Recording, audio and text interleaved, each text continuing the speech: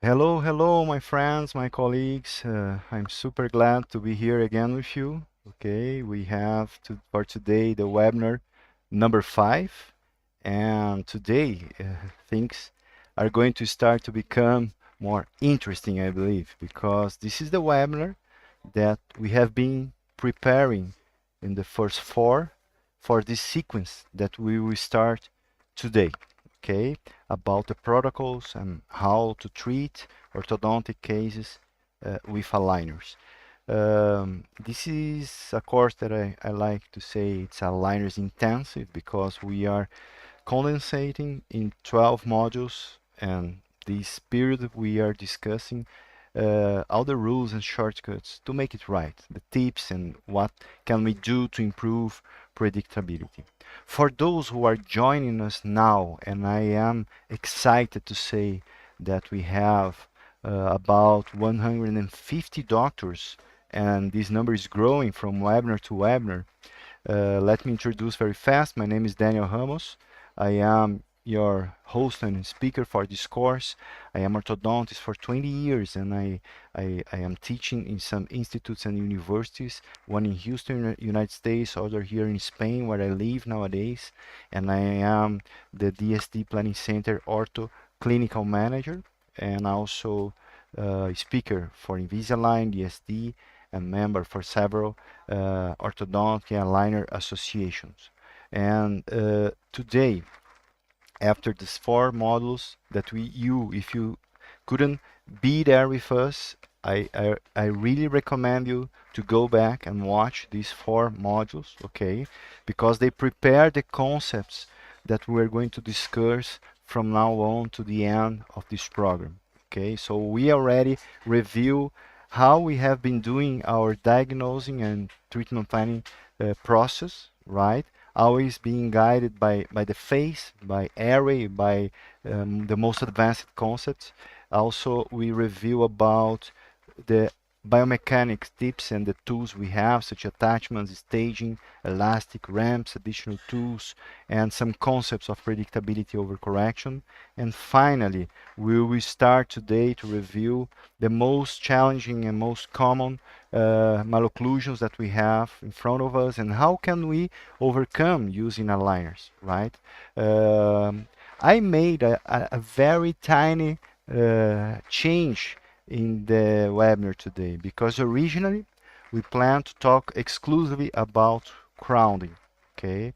But when preparing the class, although we can discuss one day about crowning, I understood that it was important to talk about not only crowning, but also when we have diastemas, when we have more space and how can we solve this, and also about expansion, introducing this part because this is something that we will see now other malocclusions. Okay, so we have more content for today. Probably 1 hour won't be enough. Let's see. I hope you, in the end, save a lot of questions for us to keep discussing. Okay, so I like to start always with a question, and for today is something that I hear from a lot of colleagues, a lot of other doctors asking me and asking other speakers, other orthodontists. It's possible to treat all cases with aligners. It's something that you believe. Uh, for me, it wasn't from one day to the other, of course. I started with a lot of doubts about 15 years ago, okay? And nowadays, it's very clear to me that aligners alone, the same way braces alone, cannot solve all cases. But why they need to be alone? If we have a lot of strategies, a lot of adjunct therapies, a lot of biomechanics to work together, okay? So to answer this question, and I hope in the last webinar, the last module, maybe this is much more clear for you. We need to brainstorm when braces are better or when aligners are better, compare one to the other because it's inevitable, but we always try to compare with the conventional orthodontics, right? And in that sense, we are much more used for the biomechanics regarding conventional orthodontics, at least for me. I started working 20 years ago as orthodontist, and I learned all my formation about edgewise, straight wire, and treating everything with braces, brackets, and wires. And then I need to change to adapt these concepts to aligners, and this is what we are going to change, as you already saw in the previous webinars. A lot of concepts, they are not new. They come from the previous method and techniques that we used to use in orthodontics, okay? So, regarding this, there are of course some movements that is better to do with braces, right? We have much more 3D control with braces, but also it's much more complex, take much more time for us to make it right. And needs a very, very well trained hand from orthodontist to do with quality a treatment with braces. I can say this with 100% sure that treat patients with braces is not for everyone. Okay. In the other side, a lot of movements that we struggle in the past to do with braces, it's easier to do with aligners. We have much more control. We can control a lot of vertents, components of force, and this is normal. Okay. This is not a competition. Okay. And in my cases, a lot of times I recommend for the patients to, for some period of time or for some specific movements, to use braces, and then you start with the aligners, and that's common. And you need to understand that this is orthodontics, okay? But we will treat from now on cases concerning class 1, class 2, class 3, with dental and skeletal components for growing patients, adult patients, considering a lot of problems, okay?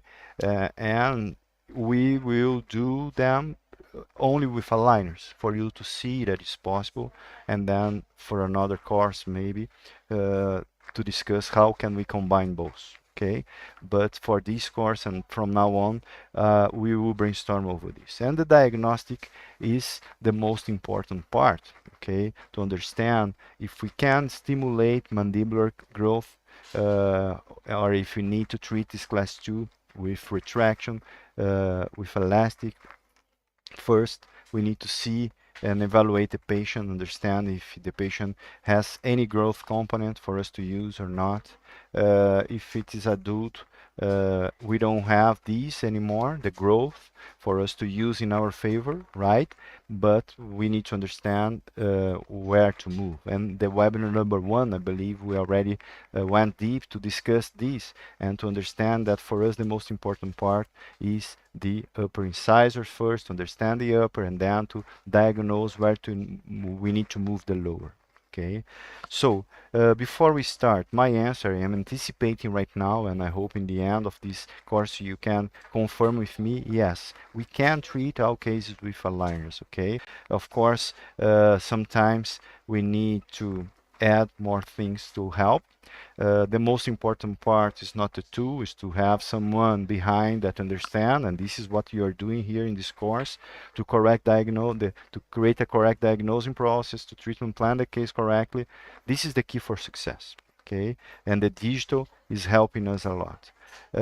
We need to understand, as we already saw in the previous webinar, that refinements and overcorrection are part of the process, okay? As it is for conventional orthodontics. This is not exclusive for aligners, okay? And finally, we need to know how to combine these new technologies to improve the biomechanics. Okay, we need to use in our favor the artificial intelligence of the software, and we need to study and look for information and protocols that can help us to do with quality our treatment plannings inside the software. So, as I mentioned before we start today, today we're going to discuss class 1 protocols. And you may ask, Daniel, class 1 is what we want to achieve, right? Is our goal to get to achieve a class 1 occlusion. Yes, but class 1, we can have a patient in class 1, skeletal and dental, but still we can have crownings, still we can have diastemas, and still we can have a cross bite, for example. Okay, and we can have deep bite, open bite, but this is a topic for specific and exclusive webinars. Okay, so today we're going to brainstorm about these 3 points, and remember to do to treatment plan a class 1, we need to process this information. right?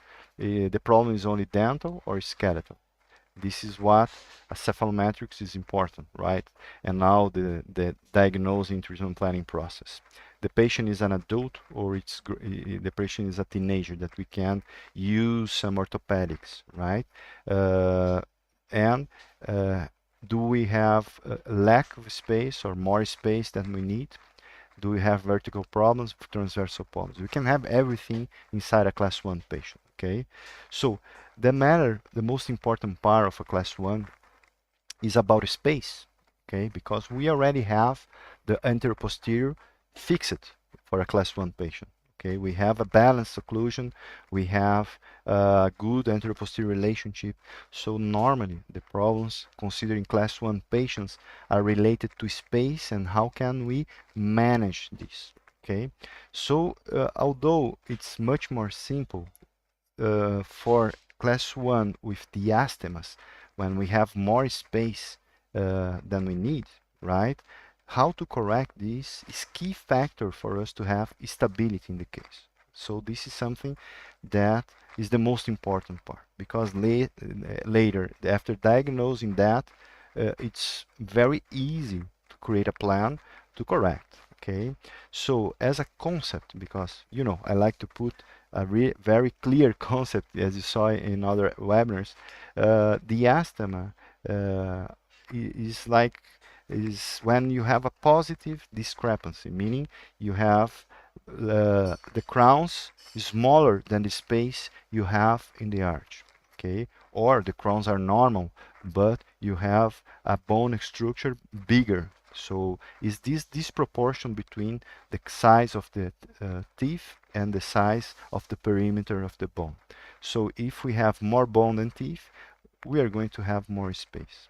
Okay. Sometimes, although we have balance the proportion between bone and teeth, and we still have the diastemas, is also because the occlusion. We can have procline crowns, we can have that open space and increase the arch perimeter.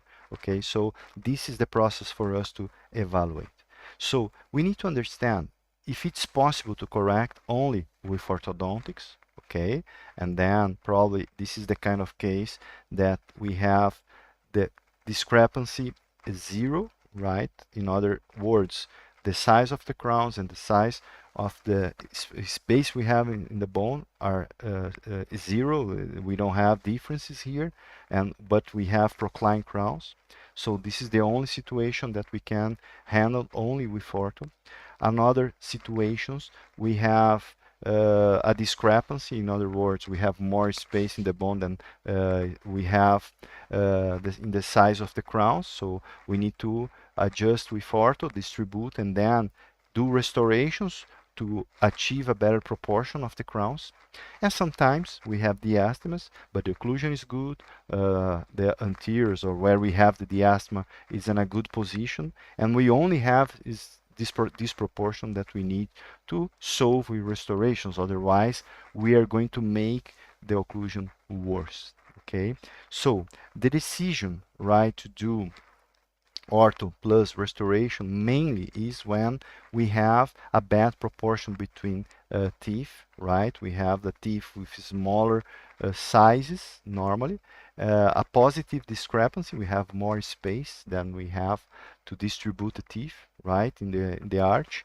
And if we try to correct with ortho, right, only with ortho, because it's possible here, although the quality of the photo is not good, okay, if I try to move these two centers to close this diastema, right? If I move here, I'm going to open here and here, okay? And then if I move then out mesial, right? 1 to 1 to mesial, I'm going to move the posteriors from class 1. I will need to mesialize because this space I'm going to close here is going to open more posteriorly. So it's not worth to do and it's not stable, okay? So paying attention on this, you need to evaluate, and it's very easy to see this, okay? Look this case more closely. How can we easily diagnose that these laterals here, right, are much smaller than the proportion, the normal proportion for a lateral. They are conoids. But at the same time, we have a good intercuspidation in the posteriors, right? We don't want to change this much because she is pretty much class 1 in his left side and almost a class 1 in the right. So the whole idea here is to use ortho, right, to distribute the teeth and improve spaces, and also we need to fill these gaps with restorations to restore the proportion, the ideal proportion. Okay, for this kind of case, I don't know any other system better than doing a smile design first, because here we can simulate, we can show to the patient. It's going to be good if we add restorations or not, because normally patients tend to want a less invasive method. Sometimes, and most of the times, they prefer actually not doing ortho, right, and adding only veneers. But imagine us trying to place veneer here. We won't be able to restore this proportion here in this lateral, for example, neither here. As you can see, the distance to achieve the 80% proportion that we can see here for the lateral should be to this green line here, right? So it's important for us to move teeth in order to distribute to achieve the ideal proportion. Okay. If you have any questions right now, please take note. Valeria later, who is from the OIJS team, she's going to help in answering all the questions in the end, okay? But the whole idea here is for us to measure the proportions. We know that for a central incisor, the ideal proportion is 80%.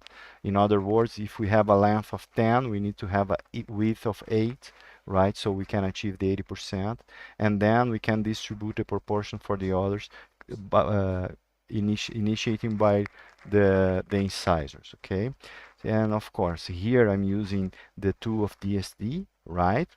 And this is our routine here, so we can simulate and actually see in her face and do a mock-up test drive in her mouth to note that for us to really correct this case, look that it's impossible for us to do a restoration here in the anteriors without doing ortho, and how invasive we would be here to prepare and to not and to in order to move the design to the ideal position. So ortho is very important. Okay, so this plan here, we are simulating everything, moving, doing a setup like we can do in the softwares before getting to ortho, so we can present to the patient.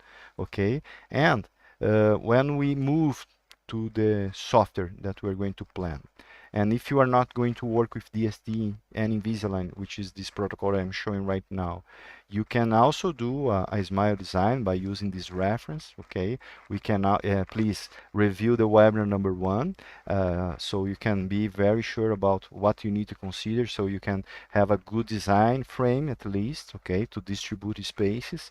And later you need to use this reference inside the software you are used to it. Okay, but this case, since it is the Invisalign, I'm going to click here so we can move to the software. Okay, this is not the case, it's going to open on another screen. Probably it's going to take some seconds. Let me see if I don't have it open. We tested before and worked fine, and now, okay, yes, now it's opening. So this information to know exactly the ideal final position and where we need to move, it's easier for us to see. So this is the last plan. We did a refinement for this case. Okay, I'm going to show the outcome later.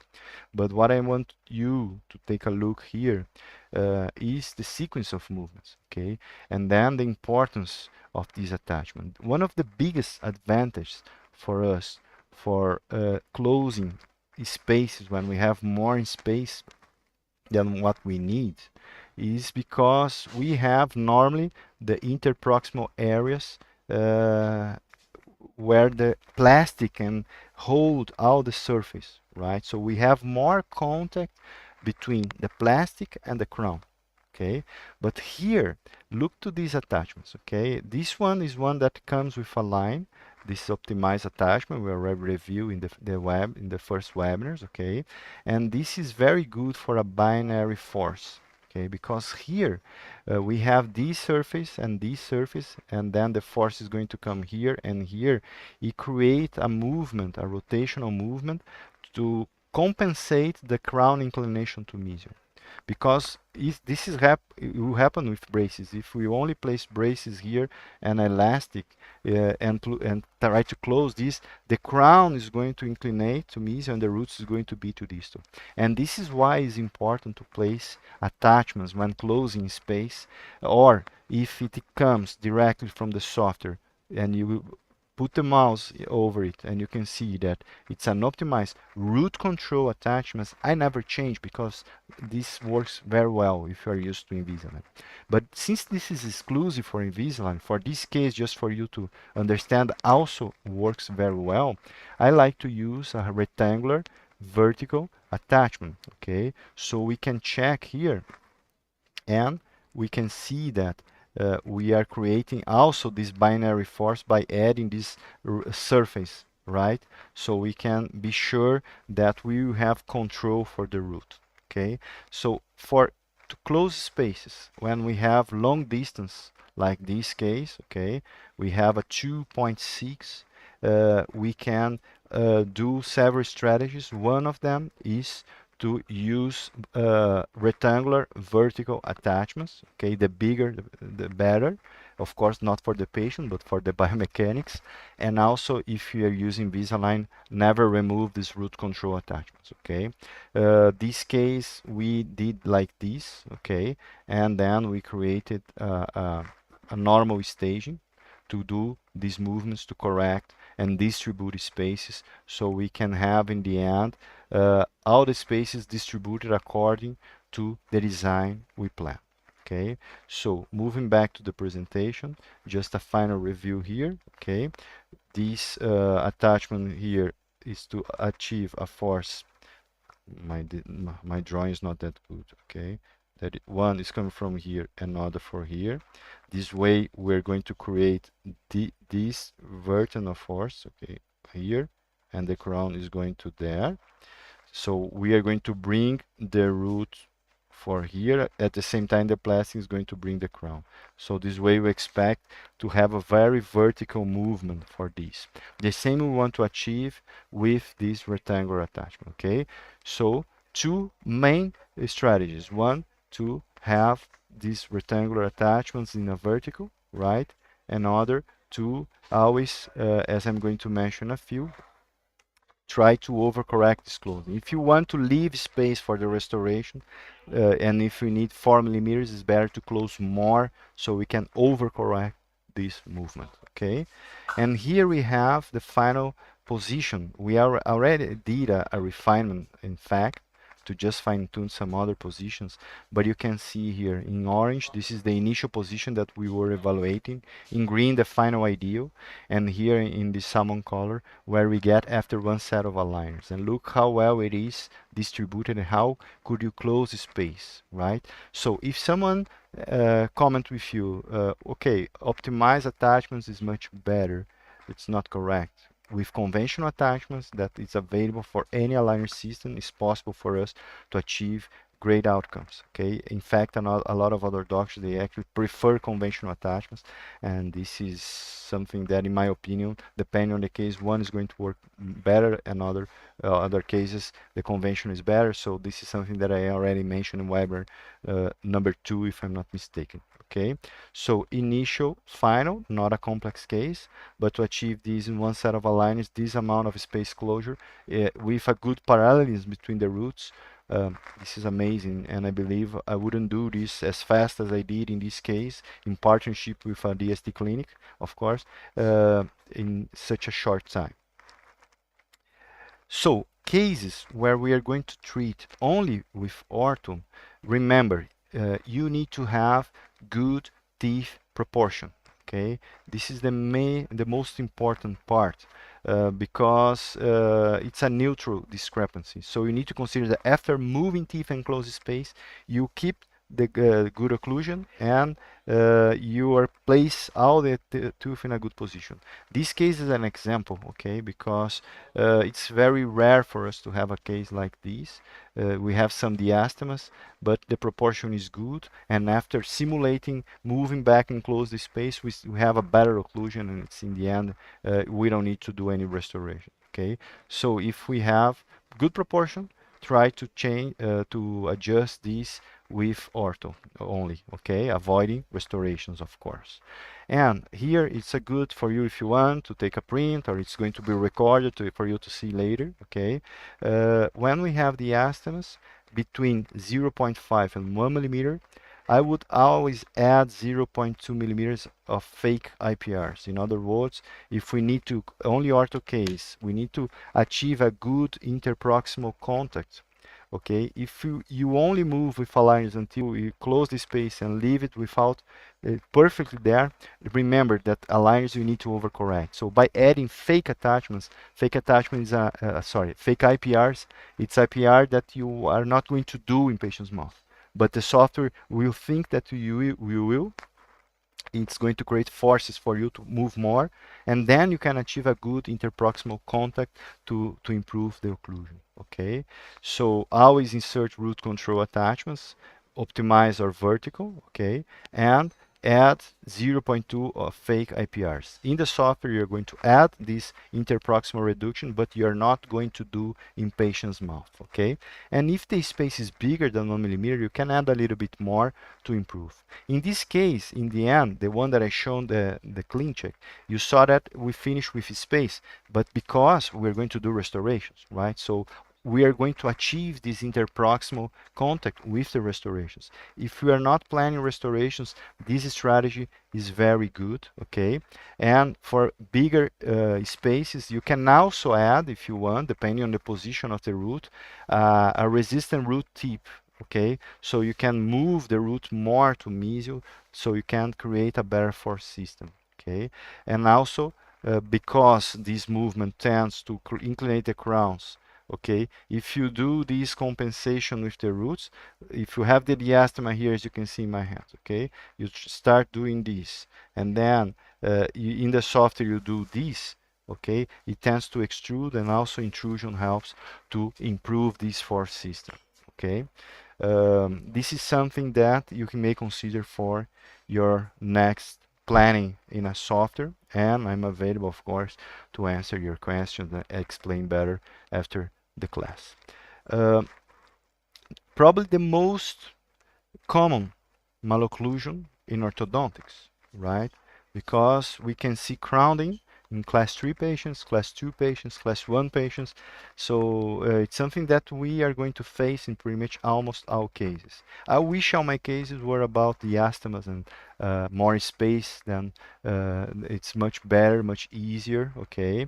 So for me, it would be great. I would sleep much better, but it's not a reality, right? Because we have most of the cases with a lack of space. So we need to understand how to solve these when we have a negative discrepancy with more teeth volume than space in the arch, okay? So for crowning cases, sometimes when it's simple like this is a case that is not a big deal, okay? It's very simple crowning, but we have a crowning. It's a crowning enough for us to start thinking about doing something, because this is the kind of situation here that we can have more accumulus of retention of food, and then in this cuspid here the root is moving start with a buccal torque, and the occlusion here can make then create some root resorption, some recessions that we can start seeing this area. So any sign of crowding is an indication for us to treat, and we need to explain this to the patient considering the long term. When it's a simple like this, we can solve a case only with expansion, okay? We don't need to do any IPRs to open space. We don't, of course, we don't need to consider extractions, okay? Only with expansion and improving the arch perimeter is enough. And we need to be always the less invasive possible before starting removing and trimming crowns, before adding IPRs, and of course before suggesting to any patient extraction, which should be the last resource, okay? So this patient is a friend of mine. I treated him in Brazil a long time ago, and his main complaint is about this asymmetry he has here in kind of a canted cuspid here, right? But in general, not a meta occlusion. Okay, he was in a super rush and he want to finish very fast. 17 aligners in the upper, 16 in the lower, and we use a technique that we call SFLT, surgically facilitated orthodontic treatment, with micro osteoperforations. So we can change aligners between 3 to 5 days, okay? And the result you're going to see is after one set of aligners, okay? So look here, the overlapping between initial and final in the ClinCheck, okay? So in this dark gray, you can see that is the initial position and how much we expanded in order to solve the crowning without any IPR, okay, this case. And this is a class 1 patient that we can do this, okay. Here you can see the ClinCheck, 17 aligners, okay, and the movements we were proposing.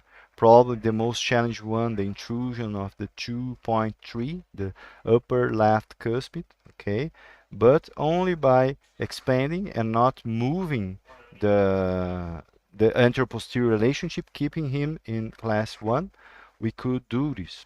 And this kind of movement is very predictable, as we can see here in the left side of the screen. These white lines means when, for example, the 1.8 start moving and when it finish. So why you can see a white line is because this one is moving in every aligner until the last one. This 2.4 is stopped here in aligner 13. Okay, so this is the staging template, the staging table. Okay, so for expansion in adults, we can expand all of them at the same time. Okay, we're going to talk more about expansion in a few, but this is a very simple case to solve, and we could achieve this improvement. Although the cuspid we need to overcorrect a little bit in a stage, an extra stage here. Okay, but since he doesn't have any occlusion with the lower, this is something that we can polish and reduce with time. Okay, but here is the final occlusion, the comparison between initial and final. Okay, so we can see that we achieved a good improvement. Oh, sorry, let me move back too fast. So we improved the midline here, right? Look the difference between the deep bite also with the expansion. Expanding, we create more contact and we promote a physiologic bite opening that is good for him. We are keeping him in a good class 1 relationship in the cuspid and molars, both sides, okay? And mostly we solve the crowning, upper and lower, without any IPRs, okay? This is another case, okay, that we had a slightly bigger crowning, okay, so and doing the analysis of the discrepancy, and this case we did a design, we saw that some IPRs would be interesting for this case. So we need to expand and add IPRs. Okay, the expansion always when is indicated, and we need to consider several aspects. Let's see in a few. It's our first step to solve crownings. Okay, because it comes in favor of airway. We open more space for tongue. We improve the breath. So it's always good for the patients. More space, always good. Okay, I hate extractions. Sometimes it's unavoidable, but extractions we tend to reduce space for tongue, we tend to reduce space for airway. So it should be the last resource for any kind of orthodontic treatment. Okay, sometimes it's better to do a surgery with a bone graft or even orthognathic to avoid extraction, depending on the case, depending on the patient's problem regarding sleep apnea and airway. But here we have the project, the overlapping, the simulation of the final occlusion. Okay, the good thing about doing this kind of digital simulation is that we can test drive a lot of solutions, and here you can see the difference between the overjet initial. We had a contact here and interference, and then after in white we have a good distance, good overjet and overbite. So this is the final ideal that we plan. For those who are familiar with DSD, we like to use this color code, you know, but for those who never saw any project, this is something excellent for team communication, right? We have for each color means that one type of treatment, for example, in blue is ortho plus restorations, in green only ortho. And for this case, this is a case that we treated through DSD TPS, Treatment Planning Service. We can use this blue light design here is the same that you saw in white, and the position of this is the final position of the software. So here we are making sure that we are following the design. Okay, so let's try to change again. Let's see, it's going to take a lot of time. Usually, okay, this one is faster. Okay, for this case, we could solve it in a simple manner. Okay, with a simple clean check, and I'm going to show you inside the clean check what we did in the first set, and later comparing with the second set to fine tune. Okay, so moving to the first set of aligners. Okay, we adjusted according to the design you just saw. Okay, so the upper arch we added some IPRs because this lateral, we after seeing the design, they were not in a good proportion comparing to the other, and we expanded. Okay, so the same as the other case, this is a predictable movement for adults. Okay, and we normally like to overcorrect. So here she has some restorations, we left some spaces, we leave some IPRs. These numbers you are seeing here indicates that between this lateral and the center we are doing 0.2 millimeters. Okay, this 0.4, and calculates much better than I did in the past by my own. Okay, and in the lower arch it was possible because after finishing the upper in the ideal position, we are going to adjust the lower, and we realize that discrepancy in the lower was good. Okay, and we only treated with expansion and some distalization here to achieve a better occlusion. Okay, so this is how we plan the first set. Okay, these attachments in posterior, they are much more there to improve the retention than any other thing. So we need to add attachments to keep the aligner well seated. Okay, because for expansion we have all the lingual and palatal surface for the plastic to create pressure and to move. Okay, and here comparing, let me put side by side how it come. Okay, in this right side is the first set, and here how we finish, right? Very close, pretty much we got over. This is the scan after finish the first set. Okay, and in the upper arch we need to overcorrect this and do some refinement in this lateral, but look to the difference between initial, right, and final, right? A big difference in terms of expansion, very close to what we planned, and very simple treatment planning. Again, to treat these kind of cases where we need to do crowning correction, diagnosing is the most important part, as diagnosing is the most important part for any kind of malocclusion. Okay, so I shown just shown two actually simple cases. Okay, and more complex cases. Can we treat these without extraction? Because I can see a lot in Instagram, I can see a lot in Congress, people extracting premolars. In this case, I would never extract premolars with this situation, right? But considering this kind of crowning, most doctors would say, okay, we need to extract. Okay, and for me, start thinking extracting before even trying or testing the software or other solutions, it's not the correct thing to do. Okay, so here it's a severe crowding. Okay, with a lot of wear. This is a complex case. Don't know why the image is not good here, but this is the case that it was treated with micro perforations. Okay, incredibly, no, this is not from here. Forget about this. This is the famous copy and paste. This is more lines we're going to see in a few in the clincher that is not 17. Okay, let's be fair. But here's the overlapping between initial in this dark gray and final. So we are expanding and also adding IPRs. Okay, of course we need to check a CBCT, and you need to consider that this image here is the CleanCheck, so the software where we need to overcorrect. So we are not imagining that we are going to achieve this amount of expansion, right? So the plan here is to add expansion in upper and lower, and in the lower posterior distalization, okay, to open space, because this is a severe crowning here, and also IPRs. So here is the overlapping and of the movements and the design, how we plan to solve this case, okay, by proclining crowns, moving roots inside the bone, creating space with some distalization. We need to add everything we have to solve a case like this without extracting, okay, and this is the simulation. Also, it's important this case for us to procline and intrude, because we have this curve of SPI, right? SPI curve accentuated, so we need to intrude, and we have this negative angle here with the crown inclinated to lingual. Remember, we need to always create a stage to first adjust inclination, then intrude, and then retract. We are going to check this later much more for deep bite corrections, okay, with more details, but this is just a spoiler. And then let's take a look in the software. Just a second while I'm opening it, okay.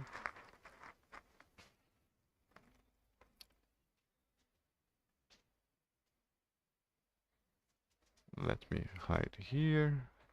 So again, for of course, you can see I'm very clear. You can see that we have one approved, two approved. This is not a simple case to achieve, right? This was made a lot of attempts in the beginning until the case ends up in our hands here in TPS. But I'm going to check here the one that was approved first. This is the reality of orthodontics with aligners, okay? So 67 aligners, okay? And this amount of movements that we are planning, okay? With distalization, sequential movements, and this correction, okay? A lot of IPRs too, to avoid extraction, okay? And the upper arch, the same thing, okay? Initial and final. So look the position of this premolar, how much is moving out. This is where we want to finish. Of course not. We are overcorrecting. Remember, we need to overcorrect. The final position, the CleanCheck, needs to be ugly. This is not the one that we want, okay? And then comparing to the first step, just for us to take a look, okay? How it ended, how it was the improvement, and how much more we need to do, okay? This is a case where in the first set, the patient didn't use well, but we could distalize, and we stop in the middle. This is a concept that I remember the lecture that I did, that I explained. If it's not tracking, stop it, right? So it start not tracking here, and this is why we stop it and order new aligners. This is normal for aligners. It's better that keep going 67 aligners and then cannot achieve this, okay? And then in the second set, we approved, and then we achieved this outcome, okay? Fast decisions. We need to understand, okay, it's not tracking, and here, let me check here. Let me compare with this one. Okay, so we can have both. So look, in the left side, the treatment plan number 3. Here the patient start using well, and look how better we were after the second set, where actually he could use and didn't lose tracking, okay? So this is the initial, okay, and final, and pretty much over it, okay? And in the upper arch, pretty much the same. Look how much we move out and how much we could expand comparing. Let me put before and after, okay? The differences between one and the other, okay? So this is the kind of case that we avoid extracting. because of this strategy, opening space, adding IPRs. So we could achieve this condition, okay, this difference. Look here in orange initial and this salmon color, the last quality control we did, how much we could expand because this patient had retroinclined crowns. We could have margin to do this. We analyze CBCTs. Okay, so we are talking after starting using the vibration device, the patient changed in 5 days, and after a first attempt, without any luck and losing tracking, we could achieve this result, and then we fine-tune for the restorations. Okay, amazing case. And also a little bit more of information considering also this case, right? Expanding is one of the most important part. Now with the new tool in a lot of aligner system where you can see the CBCT, we can have a lot of information to understand if it's possible to do the expansion we are planning or not. And we need to consider that if we are overcorrecting, we need first to understand the final idea position. And after achieving this, we will do overcorrections. And after we start doing overcorrection, we cannot consider anymore the position we are placing the roots because we are overcorrecting, right? And expansion, this is the concept is for mostly, right? We do expansions to when we have posterior crossbite, okay, and also for any transversal relationship, mostly for posterior crossbite when we need to expand more, right? We can work this kind to solve this occlusion to or expanding only upper posteriors or retroinclining lower posteriors, but remember array reduce space, never good, so avoid it if possible. Combination of both, okay, and the expansion in the upper can be dental only, as we saw in this case that we just saw, or surgically facilitated with cord economies, bone graft, or with orthognathic surgery, okay. Surgical facilitated, you can understand cord economies, bone graft, and maxillary skeletal expanders, right? Being there anchored by mini screws or only by tooth, okay? So we have several options to do this. And it's important, the limits for dental expansion. I don't know if you ever heard the Waller ridge, okay? So Waller ridge is this, in this blue line, is the most external, okay, part of the cortical bone here in the buccal side. So we can see here that is in this blue line is suggesting where it is in the upper the Waller ridge, and the lower is here, okay.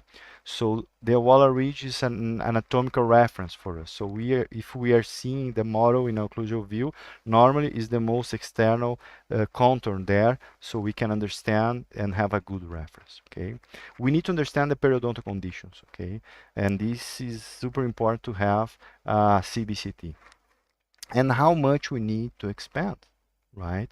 These 34 millimeters that I am suggesting here is an amazing reference for array, right? As I mentioned in the first webinar, this is between molars is what we want to achieve, okay? So if we have 34 millimeters and we have the crowns retroinclined, this expansion pretty much we can do only with dental movements because we have a good relationship between the bone and what we have is the crown retroinclinated, okay? So this is our main reference, okay?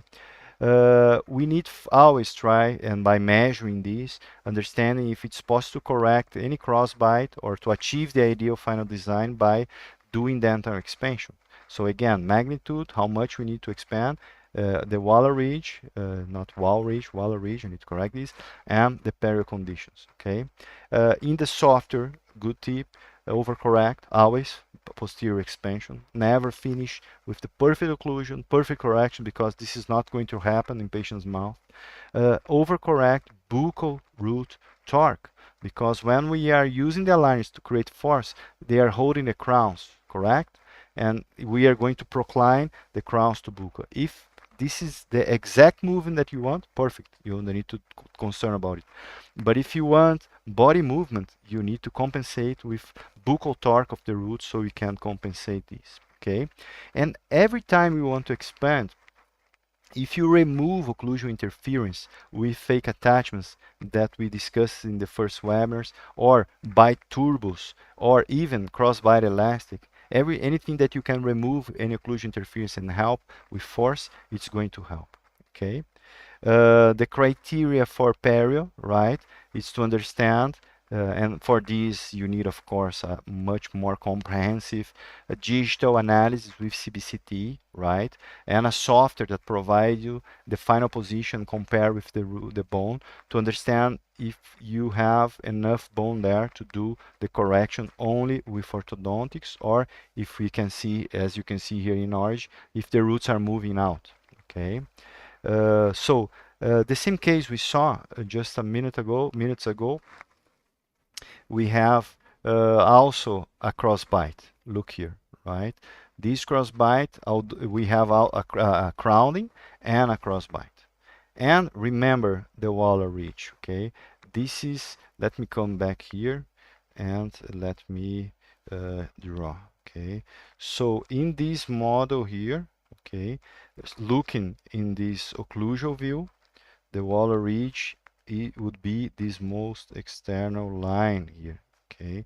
This one in the model that I'm drawing here, okay?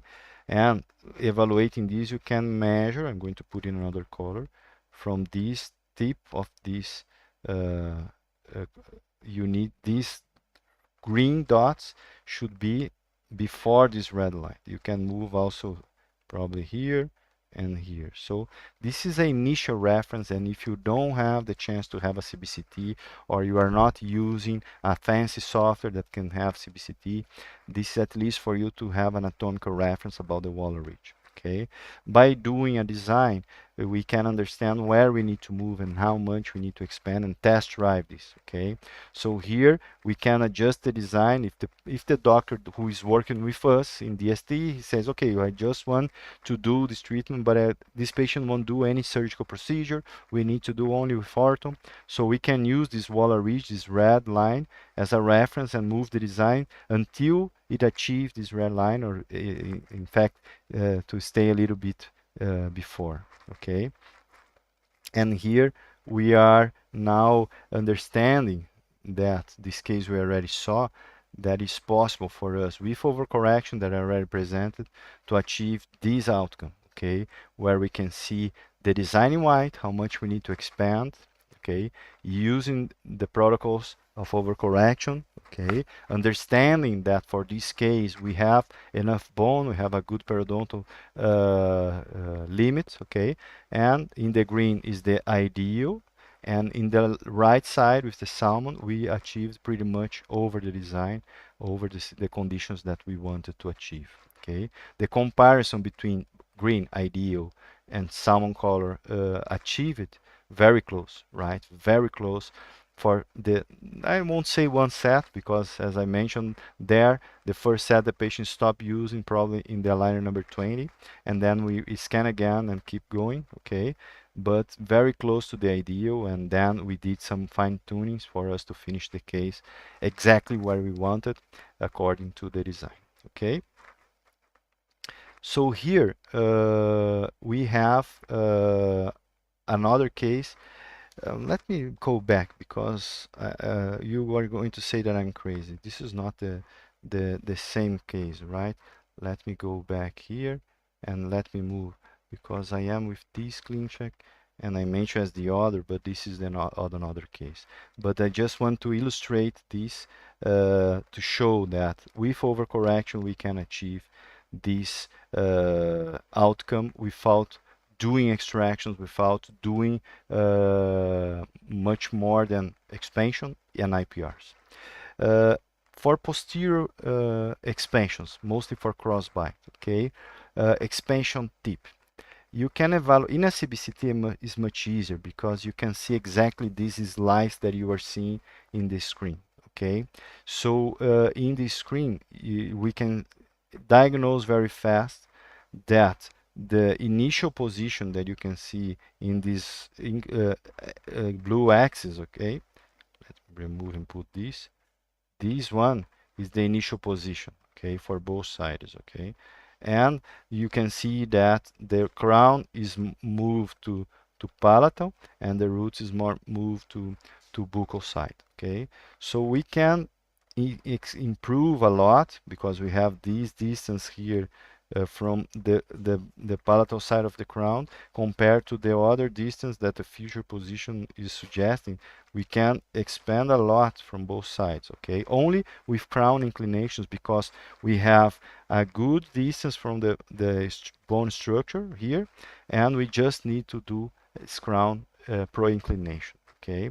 So for this kind of situation, we don't need to concern about adding any specific strategy to compensate root torque or not root control attachments, because we really want to do this pro inclination of the crown. So it's the most easier expansion to do, and you can do for adults all movements at the same time. Okay, and for cases where we need to move in body, and look how it's different now, the blue line and the red line, they are more parallel from each other, and here we are expanding in this area. The first thing we need to understand, if we have enough bone in this area here to move the root until we achieve the final expansion, right? So this is the periodontal condition, right? And after doing this, we need to measure the final position to understand if this distance is enough for us to achieve a good expansion and solve the crossbite and improve the airway. Okay, so to achieve this movement, to avoid the movement that we just saw in the other slide, right? Remember, here we are proclining. If we want to procline crowns, here is good. But if we want this and don't want this crown proclination, what we need to do is to add this kind of attachment, a rectangular attachment, okay, horizontal, place it, and with this surface here facing, the biggest surface here facing cervical. Okay, this way we are going, as we are creating this force here, we also have a force to compensate and to implement this buccal root torque. Okay, this is purely orthodontic biomechanics, and this is something that for this kind of expansion, it's always important to add these attachments so we can have more control. Okay, I hope you understood this part. So, summarizing this first part, and before we finish, Valeria, I'm going to surpass a little bit the time today, okay? Class 1, the first thing we need to understand is that we are dealing with space management. Okay, so we need to understand if we have more space than we need, less space than we need, if the problem is proportion of the teeth, if the position of the teeth, or if both. And the way we're going to solve can be only with ortho restorations plus some IPR, some expansion. So we have everything that I just mentioned to solve these issues, okay? When we have diastemas, the most important part is to check the proportion and the discrepancy between tooth and space, okay? So you can see if it's restorations that are going to be needed. When we have crowning, we need to move in this order. First, simulate with expansion. If it's not enough, add IPRs. I would say if it's not enough, add distalization, add anything you can with ortho, and then the last option would be extractions, okay? Answering this question, okay? Because for us to do this kind of treatment, so we need to extract. I show cases where we had a big crownings and we could solve without.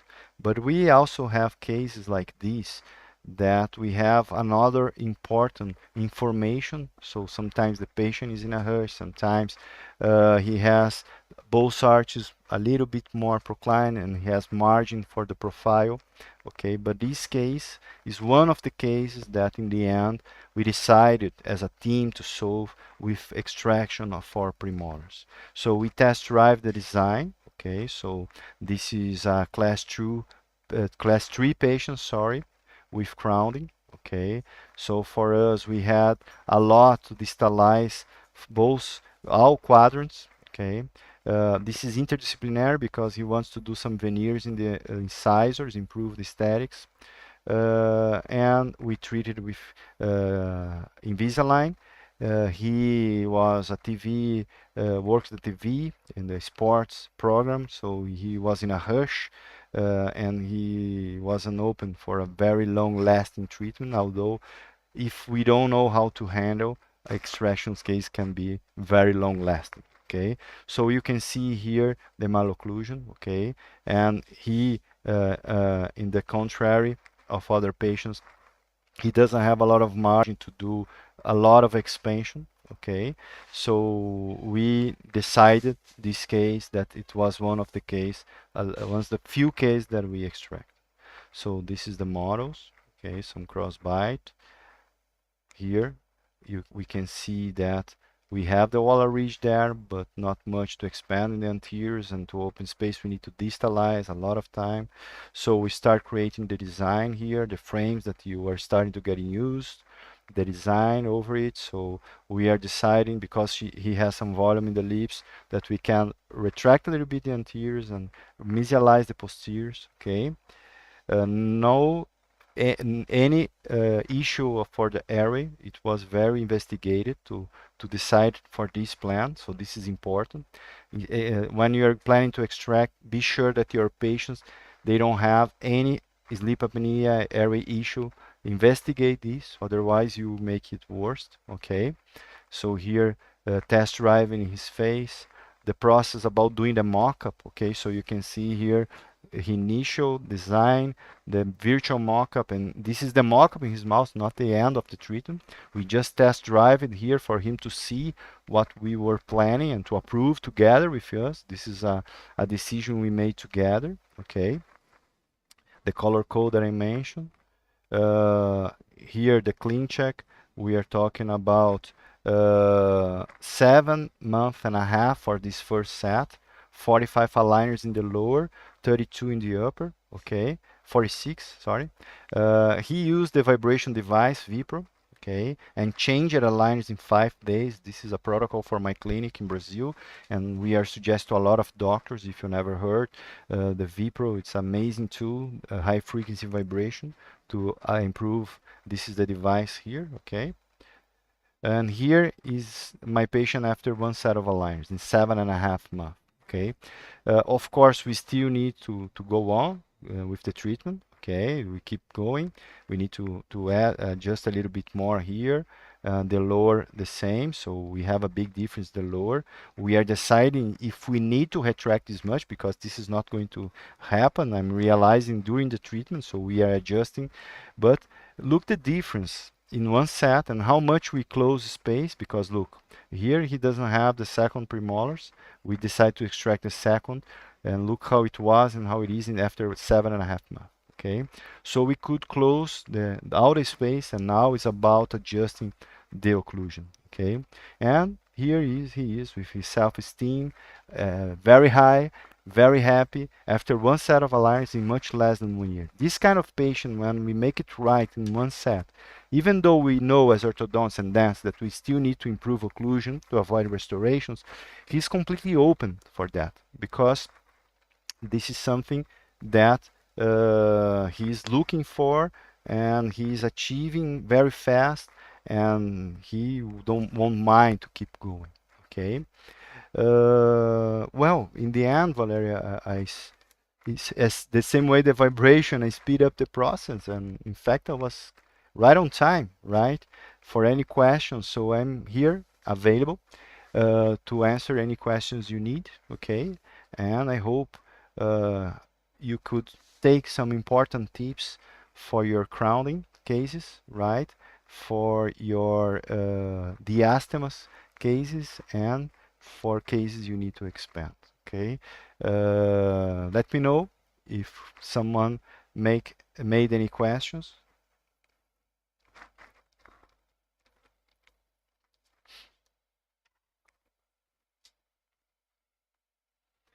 And just to remember, if you want to look for more info, I'm always posting some videos, okay? This is my Daniel Ramos Orto, my Instagram, okay?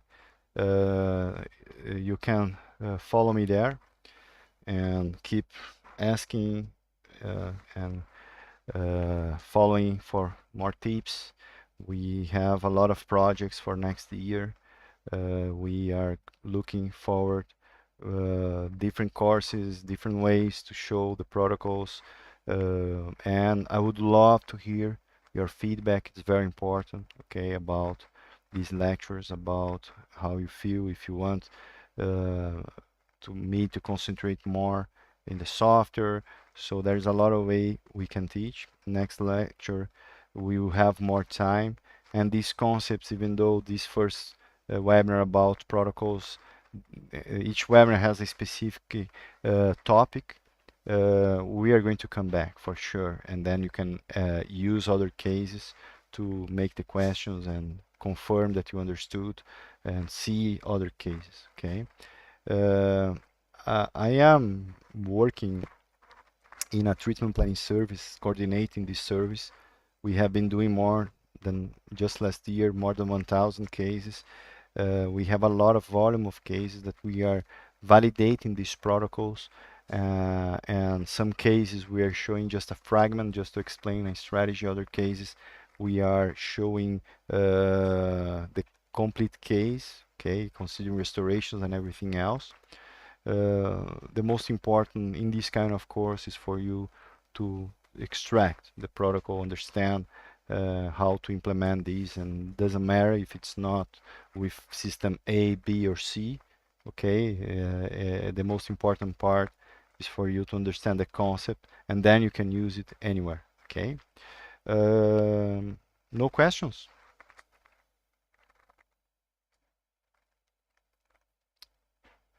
Well, I hope we have someone there. At least someone said hi, something.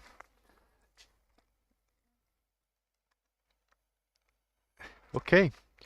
But the same way as the other webinars, Valeria, I'm here. If someone uh, asks some questions later, okay, or if someone watched the recordings, we can answer later, okay. And exceptionally for this week, we will have the other webinar Wednesday, right? Because last time we need to postpone, and now we have today this one, and the webinar number 6 will be next Wednesday. And I hope to see you very, very soon. And I don't mind if you bring the questions on Wednesday, okay? Thank you so much, and see you.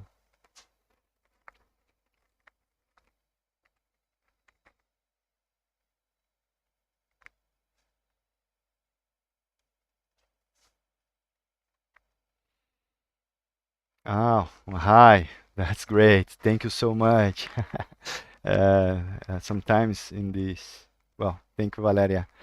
It's hard sometimes in this kind of webinar. I'm not seeing anyone, right? And it's tough to understand if they're paying attention, looking, and when they don't do any question, it's difficult. But I hope they appreciate it, and I hope everything went well. Let me know later, okay? Can I disconnect here?